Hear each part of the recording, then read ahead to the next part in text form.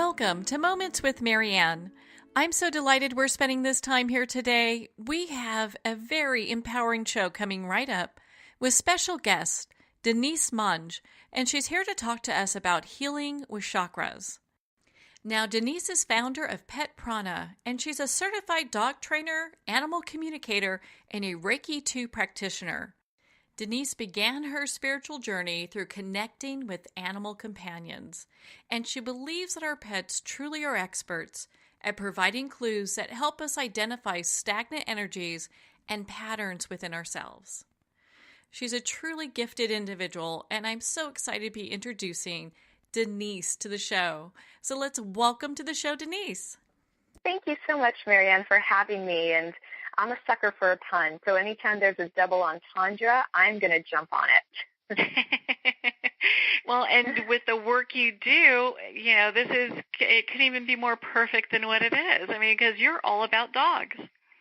I am. I'm all about dogs and pets in general, and also seeing beyond the immediate appearances. So that's where I think my love for puns and, double meanings, to me, that's the spice of life, right? Because as we're living with our animal companions, as we're interacting with our dogs, we may think a bark is just a bark, but there's so much more that can be garnered from it.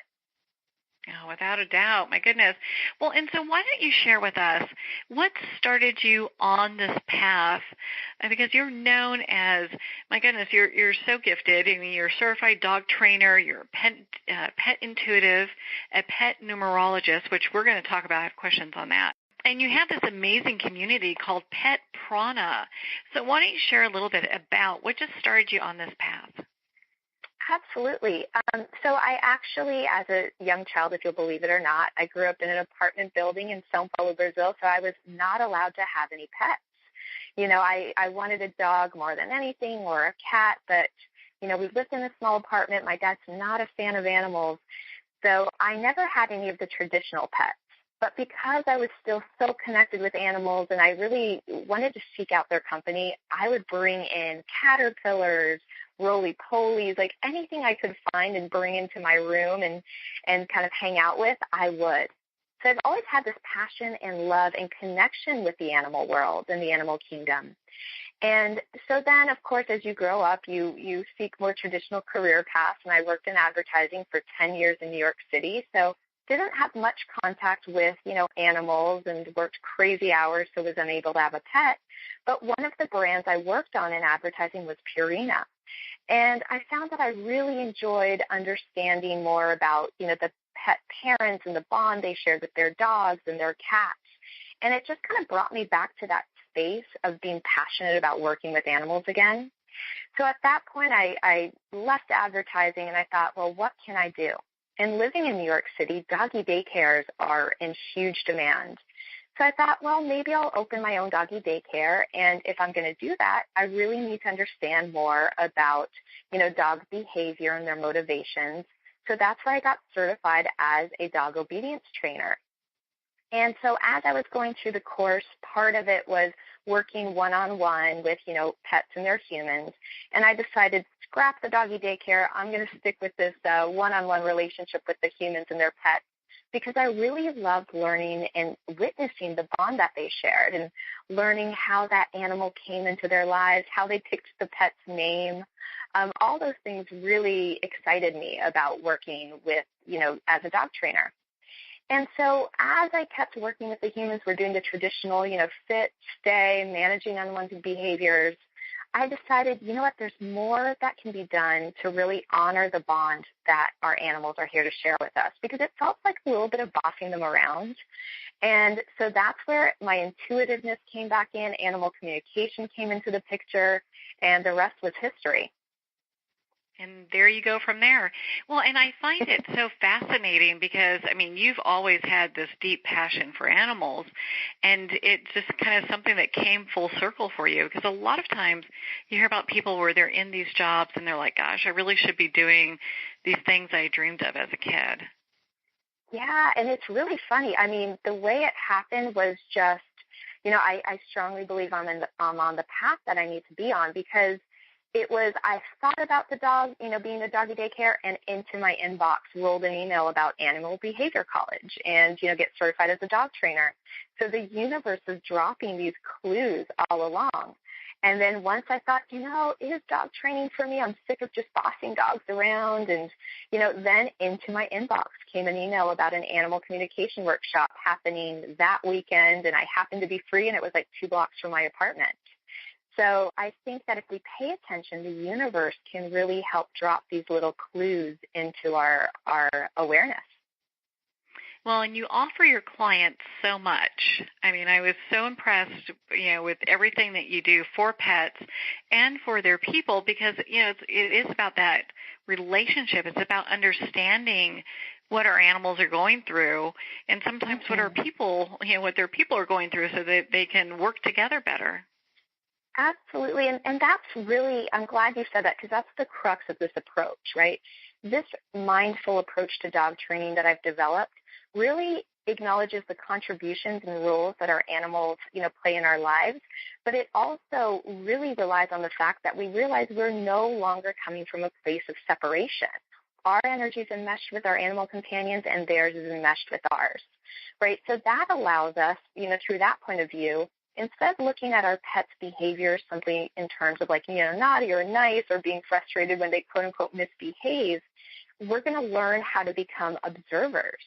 And we'll identify the vibration at the essence of our pet's behaviors and apply it more broadly to our lives.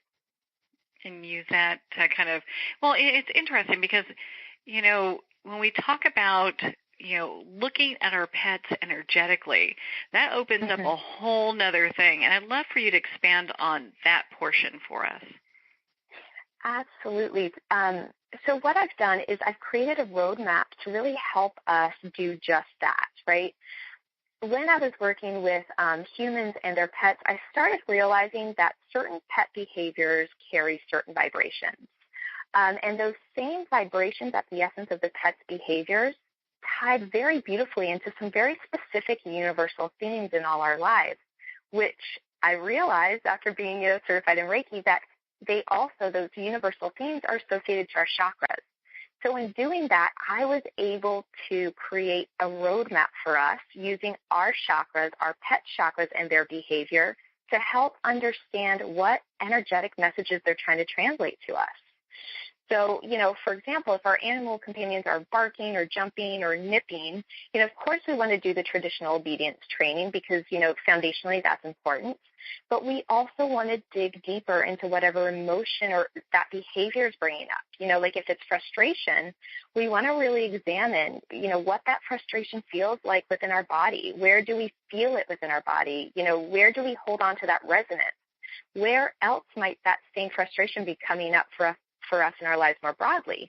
Is it maybe at work? Do you feel, people aren't hearing you, your voice isn't heard? Is there maybe a creative project you've been working on that isn't coming together, you haven't started because you're afraid of, taking that first step and having it real, and then there's a possibility of failure. So really what we want to do is look at our pet's behavior, understand the energy behind it so that we can identify what broader patterns in our lives they're signaling that we need to look at, whether it's relationships with our partner, whether it's at work, whether it's just kind of more broadly in our lives with our family. Well, and I love how you talk about that when different chakras with the pet are out of balance, that we'll be, witnessing different behaviors as well. Mm-hmm. And that's exactly it, right? Because every time I get called in for like Onleash reactivity, for example, and that's when, our animal companions are on leash and they might be barking or lunging, or maybe they're really shy on leash and they're scared and they don't want to move. I know that anything on leash or, guarding resources has to do with themes of the first chakra, which has to do with our interconnectedness, energetic matters of, feeling grounded and safe and secure, feeling supported in your beliefs.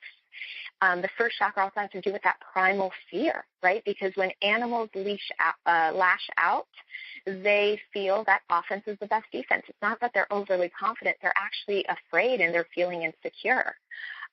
So that's where with the pet parents, I started realizing that every time I'm working with a dog with on-leash reactivity, they have things going on in their lives of not feeling fully grounded. Maybe something happened, they lost their job, and they felt like kind of knocked off their feet.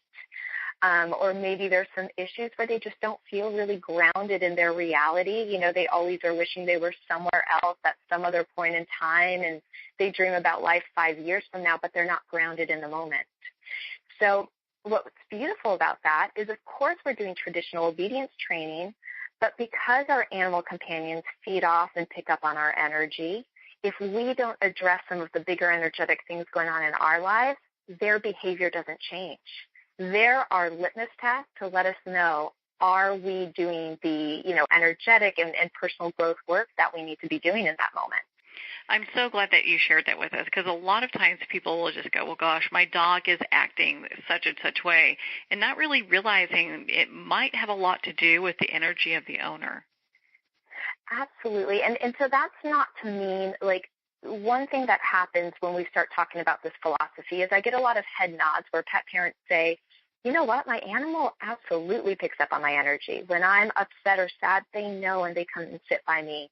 When I'm excited, they're jumping around and they're playful too. So pet parents definitely get that the animal companions are reflecting their energy. They experience their energy. You know, we're sharing this symbiotic relationship with them. But one place where a lot of pet parents go, because they are such loving and caring individuals, is they say, oh my gosh, so because of me, my animal is having these behaviors or is going through this physical experience of, an issue on their spinal cord because I'm not looking at my first chakra. Oh my gosh, I feel horrible. And one thing I really want to make clear out here is that's never the case. Our animal companions are part of our soul family, just like us. They are here on Earth with soul contracts. They have missions. They have lessons they're here to work through. They also want to reach self-actualization just like we do. So what happens is, as they come and they join us here on Earth, they say, you know what, here are some lessons I want to learn. You have some similar lessons that you want to learn in this lifetime. Let's learn them together. So I like to equate it to, we're all in class together reading the same book. And instead of doing individual book reports, let's just do a group project and work on it together. That way it makes it less lonely, right? When you have a beautiful, loving human little, or not human, a furry little soul next to you, it makes the journey more enjoyable. Well, and I'm so glad that you touched on this part as well, because next question I have for you is really about just your pet intuitive gifts. And you said it was something that just kind of blossomed and opened up for you. When you're working with dogs and their parents, do you typically see the energy that's going on between them? Do you have to work with them for a while to kind of feel what's exactly happening? How is it for you? So for me in particular, the way it really opened up, because I had shut it down as a kid, my intuitive abilities. It was just overwhelming. Nobody was there to explain to me what was going on, why I was feeling these energies, why I was seeing, quote-unquote, ghosts in my room. So I shut it down pretty quickly. And only in working with animals did I start opening up to it again. Through advertising, it was, you have no time to think about intuition. You just you're going through your days.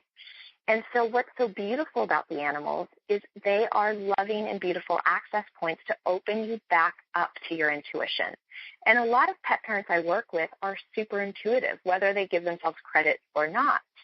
But because we have such intimate, loving relationships with our animal companions, they know us in such a deep way that we're ready to see ourselves in a different light and different things. So what I like to do is empower pet parents to open their intuition. When I'm working with animal companions and their humans, I get hits. Just kind of walking into the house, I know things. It's just, I'll be like, this is what's going on. This is what's happening. And a lot of times the animal companions will kind of drop that in for me. They'll be like, here's the situation. But with what I love about what I've created in collaboration with, the animal companions and, everyone who's contributed to this process is I've created a roadmap through the chakras. And by using the different pet behaviors and matching them against different chakras, anyone can look at their pet's behavior and start energetically understanding what's going on under the hood. right? Because if your dog, for example, has guest reactivity, that to me has to do with issues of the fourth chakra. And themes around the fourth chakra are going to be around putting yourself first and, ensuring that you're taking time for self-care and you're setting up those emotional boundaries, especially if you're an empath, which many of pet parents are. So, with the fourth chakra, we can already start looking at, limiting beliefs and stories around, I'm not worthy of having love if I have emotions like anger or resentment. Or sometimes the issues around the fourth chakra have to do with beliefs around, I do not deserve to be treated with the same compassion I show others. All those are themes that we can use as a jumping off point. And then you'll find parents very intuitively start going deeper and deeper and deeper into the story until they realize what's going on in their patterns in their lives and what are their motivations. Oh, I'm so glad that you shared that with us. And a lot of times people, they kind of forget that there's that whole spiritual connection that pets have with us. And it's something that we should really investigate. And I love how you help people with that.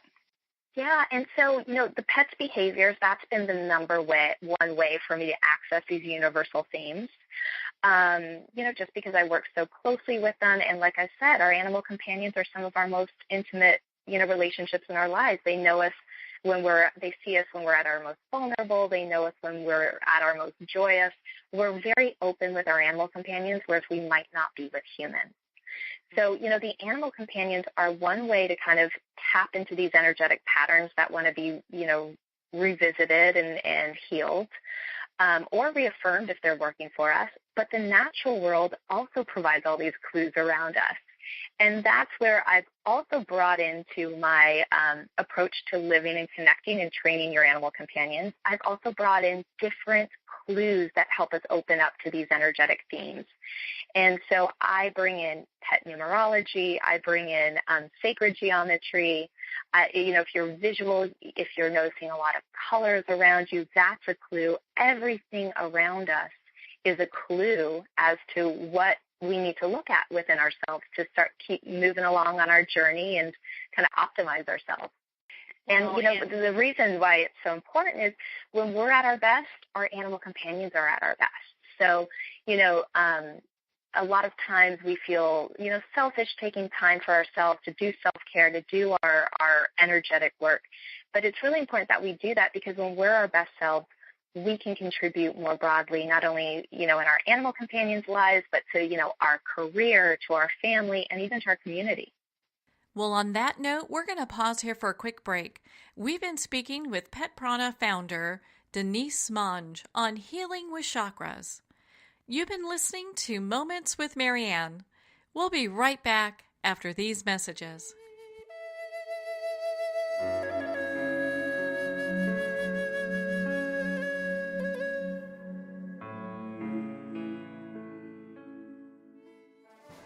Internationally recognized and award-winning author Judy Goodman works and teaches outside the box of limited thinking. Working with people from every walk of life, her goal is to empower you to be the best you can be, no matter what the challenge is. Born with the gift of seeing beyond our normal vision, she has an extraordinary gift of working with every challenge. Teaching beyond conventional wisdom, her work is described as life-changing. Visit judygoodman.com. That's judygoodman.com.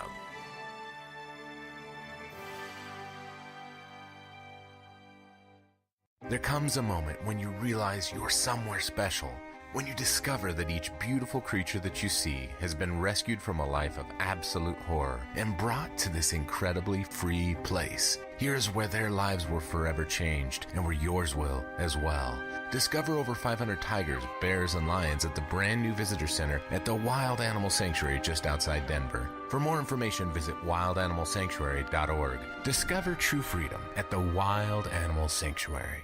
Have you ever had the sense that your thoughts might actually be doing something? Ancient secrets of manifesting have been masterfully revealed in the award-winning book Manifesting 123 by Ken Elliott. For the first time, the author's experiences and stories in this book describe exactly how your thoughts can create anything. You've been doing this all your life, but it's never been fully explained for you until now. Visit manifesting123.com for more information today. Manifesting123.com.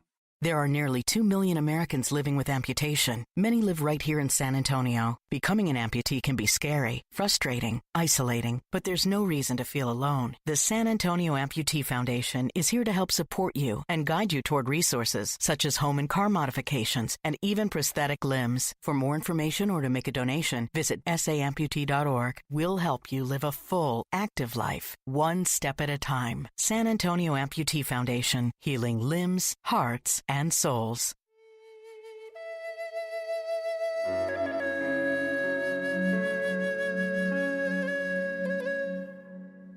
Well, welcome back to Moments with Marianne. We're here today with founder of Pet Prana, Denise Mange, and she's talking with us in regards to healing with chakras for our pets. So, Denise, this brings up a lot of questions that I have in regards to what our pets expect from us. Well, and those pets do rely on us to be that pack leader and to have the information. We're supposed to be the ones, kind of leading the pack, as one would say. So they're looking up to us going, okay, waiting for my pack leader to show up here, Yeah, and it's so funny that you say that, because just going back to, being an observer and kind of observing your world, in preparation for our call today, I went and I did meditation on the beach just to kind of, bring in the messages and find that voice. And within the past 2 days, the fifth chakra has been coming up hugely for me, right? And so the fifth chakra is all about, I speak and I'm heard, and it's about finding our authentic voice. So in terms of, dog training, I've associated the fifth chakra with the pet behavior of helping us find our authentic leadership, our benevolent leadership. And that's different for each of us, right? In the past, people have told you in order to be a leader and a benevolent leader, you need to be dominant. You need to be big. You need to be scary. You need to be forceful. And a lot of us as pet parents say, no, that's not it at all. That doesn't feel authentic to me. So what I love to do is make sure that when we're working with, authentic leadership, we're also working on the human's fifth chakra so that they find their true voice. They find their true leadership. And even just yesterday, I was working with a client one-on-one, and their dog was helping them do that. I got called in because the dog had some guest reactivity. They were barking at guests coming in. So I knew that had to do with issues around the fourth chakra and your emotional and energetic boundaries. And then when I came in and we started doing the work, she also mentioned that he hates collars around his neck. It just freaks him out. He won't do it. And I was like, oh, there we go with the fifth chakra. And he was also a very vocal pup. So in that, what it translated into for the human was that this woman was so lovely. She was an actress and a model. And in her life, she struggled expressing her authentic self because she was basically puttying clay for everyone else's vision, right? Because as an actress or a model, you're stepping into the role, you're stepping into someone else's voice, into someone else's point of view. So it was really an opportunity for her to learn, one, who is she, and really find a way to contain her authentic self, within her heart, even when she went on and did different jobs, but also to find her authentic voice and her authentic leadership style. Because when you don't know who you are and you don't love who you are, then you can't broadcast yourself. You can't speak your truth. You can't find your voice. And so the fifth chakra and the color blue has just been everywhere for me these past couple of days. So thank you for bringing that up. Well, with my voice going in and out during our discussion here, I might need you to work on me as well. I know. Isn't that wonderful? And, our voice is so important because not only can we use it to advocate for ourselves, but we can also use it to advocate to those who can't speak, our language, the animals. Well, and so because I know you do pet readings too, okay? So you're so amazingly gifted, and we're going to talk about the pet-numerology in a little bit because I'm very curious about that. But with pet readings, when someone schedules that with you, what can they expect? So I always like to explain it by giving them a perspective, right? Because, a pet intuitive reading, some people call it an animal communication session. There's so many different intuitives and animal communicators out there, and we all get information differently. Some pet intuitives get, I like to play with the tennis ball, not so much with the rope toy. It's very much about the dog's daily life. Then there's the group of pet intuitives and animal communicators who tap in more into the medical intuitive aspect of it, right? So if their dog's having an issue with their spine or with their knees, they might be able to tell you exactly what's going on at the cellular level and the ligaments and what kind of medication or supplements they need. For me, the animals have always been a way to tap into the human's life, right? When I tap in with the animal companions, they've always brought to me bigger energetic themes in their humans' lives. So whether it's relationships that they're looking to repair, that, it's time to repair and look at, whether it's maternal relationships, struggles with siblings, struggles with a partner, or they let me know, what, my pet parent's doing awesome at X, Y, and Z, or they help them understand the human's intuitive gifts a little better. So for me, when I do a pet intuitive reading, it tends to skew more towards what the human's ready to hear. And it's very special because, like I said, the animals help us access a point in our heart and a depth in our heart that sometimes we shy away from or we don't share very openly because it can be so vulnerable. So the messages always come through with a lot of love and compassion, but they always tend to be related to like broader energetic themes that affects both their lives. Well, and so we've got the pet reading down and what that looks like. So when somebody is naming their dog, how important is that to find the perfect name? Because I know you also do a little bit with that where you can kind of help give them a consultation in regards to just the energy around the name. I do. And so, names carry vibrations. Just like, different behaviors carry vibration, names carry different vibrations and different tendencies. And based on numerology, we infuse a name with different vibrations. For example, if there's, Leo, I want to say, is one that comes up a lot. I have a lot of dogs named Leo, which is interesting because it's lion. But Leo is a 3, a 5, and a 6, right? Those are kind of the energies. So if I look at that, that would be 11 plus 3, that's 14, which we always simplify down to 5. Because we always want it to be a single digit. So you add up all the numbers, and it's a 5. So the 5 animal companions and the number 5 tends to carry this energy of freedom, freedom-loving adventurer. So Leos tend to be those dogs who they're not going to follow very closely by you. They are going to be the ones who are going to take you into different adventures. They're like the Peter Pans of the dog world, the number 5s. Mm-hmm. So if you also have tendencies in your name to be a freedom-loving adventurer, you guys are going to go on hikes, you're going to play on the beach, and you're just going to get each other. But if you carry the vibration of perhaps a 4 in your name, that has to do with more, 4 has to do with vibrations around routine, around having things very set, having different boundaries.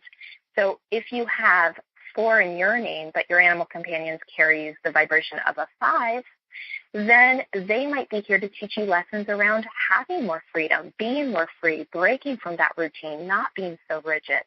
So it's really interesting to look at the human's vibration, the numerology behind their name, and then the numerology behind the pet's name, and see kind of, the cross-section of what lessons you share, what characteristics and tendencies you share, versus where you differ and where you can learn from each other. So, going back to your question, the reason why it's important to look at a name is a lot of times I'll work with a couple pet parents and they're like, I'm between Leo and Harry. And so we'll look at the vibration between the two names and you can decide, what, I think right now these are the lessons I'm more comfortable with. These are the tendencies I want to call in. So you can choose a little bit what tendencies and vibrations you bring into your life. And, the way that I kind of came across pet numerology was I started working with animal companions and they're humans, and I started just intuitively calling all the animals, whether they were big, small, puppies, mature, I would call them little one. And so, I'd be working with them, okay, little one, here we go. And it wasn't in a condescending way. It was in a very loving way. And so when numerology came into my life and I pulled what it actually meant and the vibration it carries the love of Archangel Michael. So I realized that even just using different words or terms or calling pets a certain name brings in a different vibration into the situation and helps calm everyone down. So there's a lot that can be garnered from numbers and numerology in addition to, intuitive hits. Well, I think that is perfect. I know when I got my dog, he had a horrible name when we got him from the shelter. and it was Gilligan, which he was not a Gilligan. But I looked at him and like, ooh, we better be a smart doggy because we are changing your name tomorrow. Because with my name being Marianne and him Gilligan, we're not doing that show. Oh. And he preferred Maxwell anyway, so it worked out well. Yeah. But, and it's so beautiful. Yeah, well, and it's interesting how much, the names are so important for the pet themselves because you can see when they kind of resonate with it, Yes, and that's where I always say pet parents are so intuitive. So I love always asking pet parents, how did you name your animal companion? Because just like a lot of, humans moms say that their babies like whispered their name in a dream or they just knew. Pet parents also, when they see their animal companion, number one, they know that's their companion. They're like, yep, this is the one. I just feel a connection. But then they also, the name just comes to them. Pet parents are so intuitive, and it's a testament to how our animal companions open our heart to our intuition. When we have that moment of unconditional love and compassion and open-heartedness, that's when information comes to us. Well, that will probably explain why he was staring at me for 4 days. Not that name. She'll get it eventually. Exactly. They are telepathic, and they do communicate more than we give them credit for. So that's awesome that you had that experience. Yeah, it's a very unique thing. Well, okay, so for the numerology, so we talked about using it for names. What other ways would pet numerology be used? So numerology in general is just such a huge clue for us, right? So, for example, I was talking how the fifth chakra has been coming up for me a lot. The way that the fifth chakra manifested itself with me is, one, I knew I was going to be speaking with you. So, that has to do with amplifying my voice and finding my true voice so that when the information comes out authentically, that's when it resonates more strongly with people.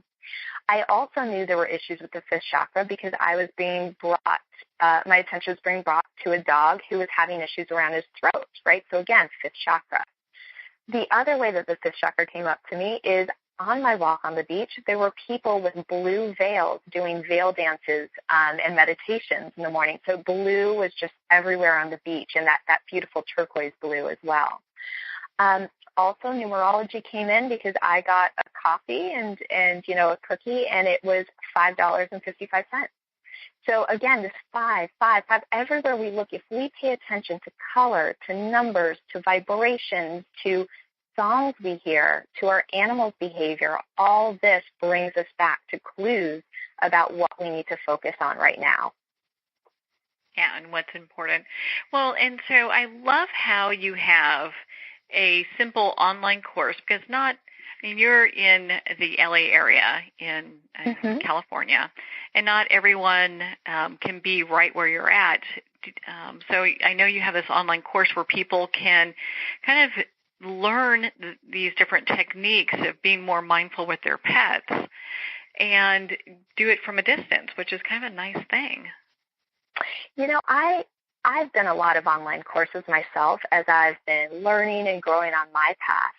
And I love it because you can do it from a distance, but you still feel really connected with the community, and you have access to information that you might not be able to have unless we lived in the age of information. So I love online courses in that way. And what I offer is it's a 7-week online course, and each week we do a deep dive on a chakra, the universal things associated with it, and the pet's behavior associated with it. Because I truly believe that the way forward in working and living with our animal companions is from a holistic approach, right? We can no longer separate mind from body, from energy. It's all interconnected. So each week we go through a chakra. We learn the traditional, training techniques to address the pet's behavior, but we're also going to look at the energy surrounding it. That way we're approaching it from that mind, body, energy standpoint. So the first week you learn about, the first chakra and its energetic themes around I am, and we address Onleash reactivity. The second week, it's the second chakra. It's about, I feel, the myth of separation, creation, guilt, desire. And so we deal with the pet behavior of separation anxiety. So you get traditional training on that, but we also look at the energetic themes. We do meditations. The third week, it's all about stepping into your power and themes around the third chakra and I do, taking action, taking responsibility, getting those creative projects moving. And with that, we look at the pet behavior of managing unwanted behaviors like nipping, chewing, and barking, because all those things are signs of your dog being like, hey, come on, it's time to get started. Let's get moving now. Let's get your gifts out into the world, because they want your life to sparkle as much as, we do. The fourth week, it's all around issues of I love, self-care, emotional boundaries, and that's where we deal with issues of guest reactivity in the traditional training world. The fifth week, it's about I speak and I'm heard and finding your authentic voice and really stepping into your truth. And in that, we address issues around becoming a benevolent leader and finding your form of leadership. Because sometimes, one of the most powerful lessons the animals has taught me is that sometimes a whisper is way more powerful than a scream.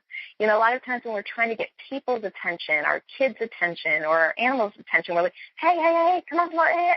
And sometimes just slowing down, being like, listen, like a small whisper can carry so much more amplification than what you've been told you have to do in traditional leadership classes.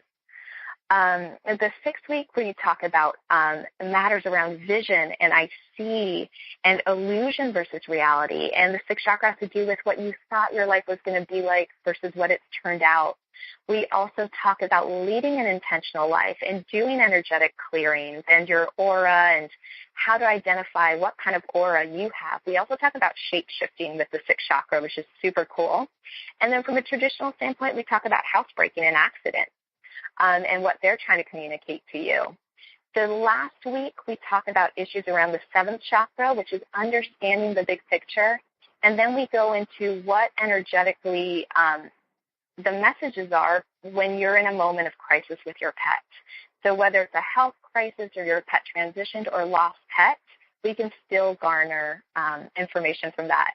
So if you're interested in this is a great way to kind of dive into this new philosophy of dog training, whether you have a dog, a cat, a horse, a bird, people with all sorts of animal companions have joined the class. But it's really a way to just reconnect with yourself systematically going through the chakras and either replacing, limiting beliefs that no longer serve you or reaffirming the ones that do. Well, what's nice is, I know that you work with all pets, so energy is energy. So when you're working with the chakras, it doesn't matter if someone's working with their pet parrot or a cat or a dog. It's all the same, right? It is. And what I love about it is each week we're able to do live Q&A, so they're live classes. So we get to learn from each other as well. And we also create this beautiful supportive environment. I've been really fortunate to attract really loving, heart-centered pet parents who, there's no judgment. We're all going through times where we feel frustrated with our animal companions. That doesn't mean we love them any less. We're just going to work through it together in a collaborative, loving environment. Oh, and what a perfect gift, not just to give to ourselves, but our pets and our family and the people we work with, too. Yeah, no, I agree. I feel like I've been so blessed to be part of this experience.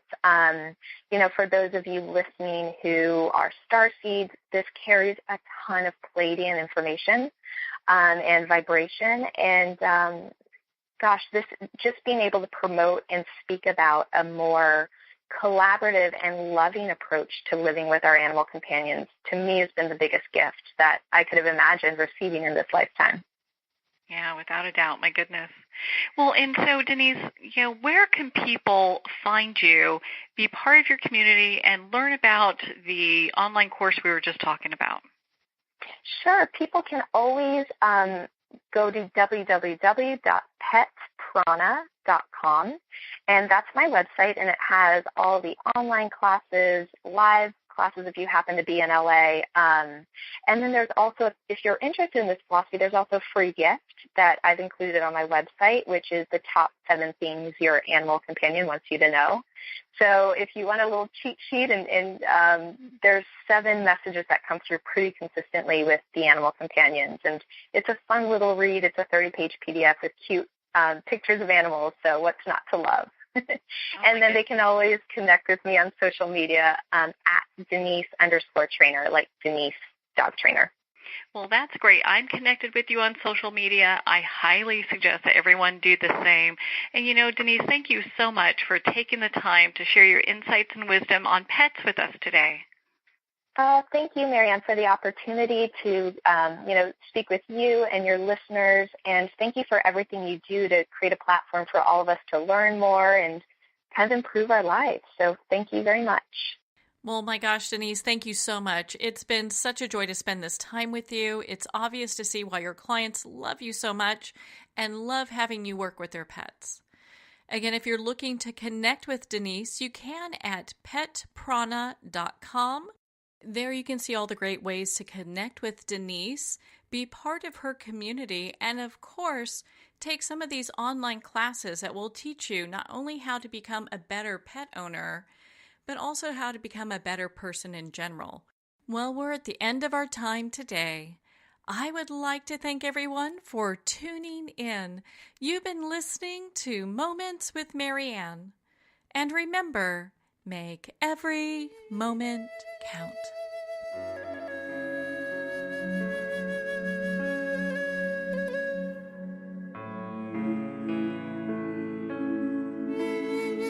In a single moment, your life can change. Moments with Marianne is a transformative hour that covers an endless array of topics with the best of the best. Her guests are leaders in their fields, ranging from inspirational authors, top industry leaders, and business and spiritual entrepreneurs. Each guest is gifted and a true visionary, a recognized leader in her own work, and while teaching others to develop, refocus, and grow, Marianne will bring the best guest and sometimes a special surprise. Don't miss this. You never know just which moment will change your life forever. Moments with Marianne airs every Thursday, Friday, and Sunday at 8 p.m. Eastern, 6 p.m. Mountain Time. Make sure to tune in and visit momentswithmarianne.com for more information.